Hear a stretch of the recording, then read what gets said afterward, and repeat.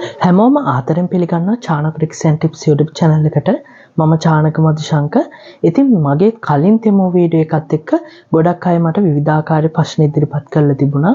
ඒ ප්‍රශ්න සියල්ලටම පිළිතුරු අරගෙන තමයි මේ වීඩියෝ එක මම ගෙන්නේ.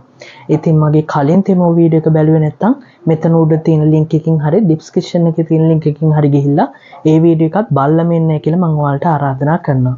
ඉතින් මගෙන් ගොඩක් අය අහන ප්‍රශ්නයක් තමයි මේ තෙමෝ එකේ almost sold out කියන්නේ මොකද්ද? මේ fire mark එකකින් කියවෙන්නේ මොකද්ද?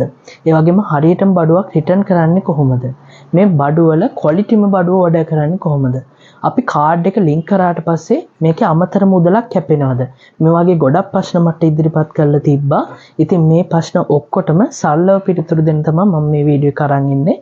ඉතින් ඔයාලා තාම මගේ YouTube channel එක subscribe කරලා නැත්නම් subscribe කරන්න ළඟම තියෙන bell icon එක click කරලා all කරලා තියාගන්න. එහෙනම් අපි යමු වීඩියෝ එකට.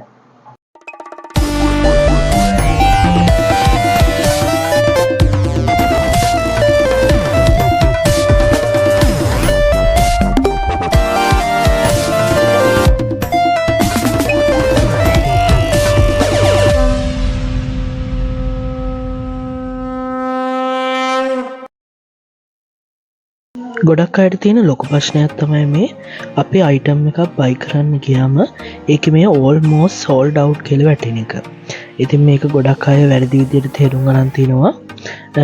මේ භාණ්ඩේ විකිණී අවසන් කියලා වගේ අදහසක්. ඉතින් ඒක නෙවෙයි මේකෙන් කියන්නේ.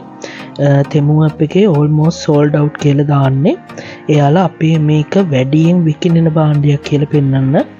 ඒ කියන්නේ මේක වැඩි ඉක්මනින්ම විකිණී අවසන් වෙන්න ළඟ භාණ්ඩයක් වගේ ඒ වගේ අදහසක් තමයි අපිට තෙමෝ ඇප් එකෙන් මේකේ almost sold out කියලා කියන්නේ.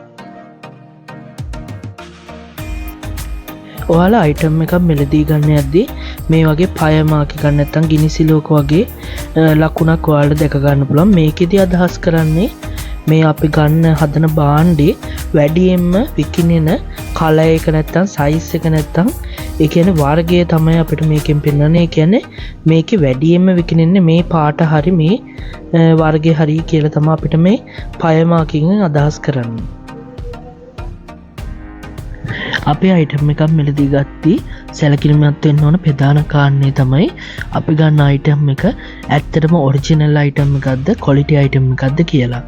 ඉතින් මේක අපිට බලන්න පුළුවන් ඔයාලා ගන්න අයිටම් එකේ යටට ගියාට පස්සේ රිවිව් කියලා කොටසක් තියෙනවා.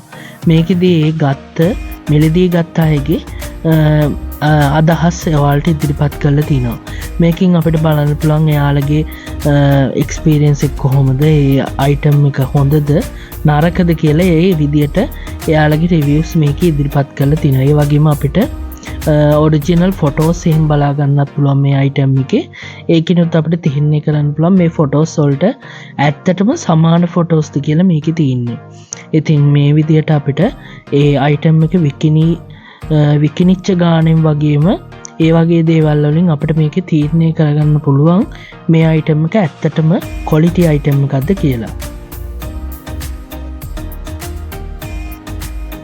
ගොඩක් අය අහන ප්‍රශ්නයක් තමයි අපි මේකට ගෙවීම් සිදු කරාට පස්සේ වෙනත් මුදල් අය කරනවද කියලා. කියන්නේ අපි ගෙවීම් සිදු කරාට පස්සේ තව මේකට ටැක්ස් වලට නැත්තම් shipping වලට යම් කිසි මුදලක් ඇඩ් කරනවද කියලා. එහෙම කිසිම දෙයක් අය කරන්නේ නැහැ.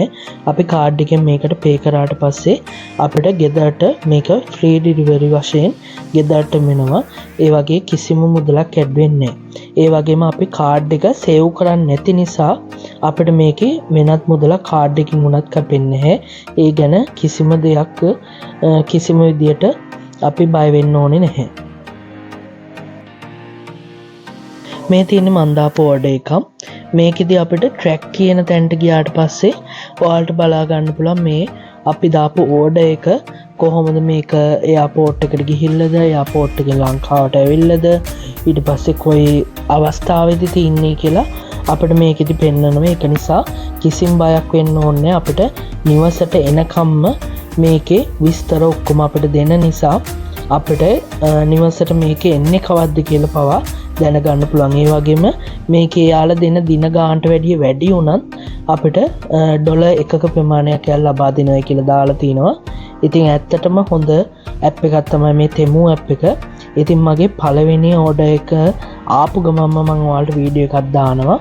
ඉතින් ඒ වීඩියෝ එකක් බලන්නයි කියලා ආරාධනා කරනවා. එහෙනම් අපි අලුත් වීඩියෝ එකකින් හමු වෙමු.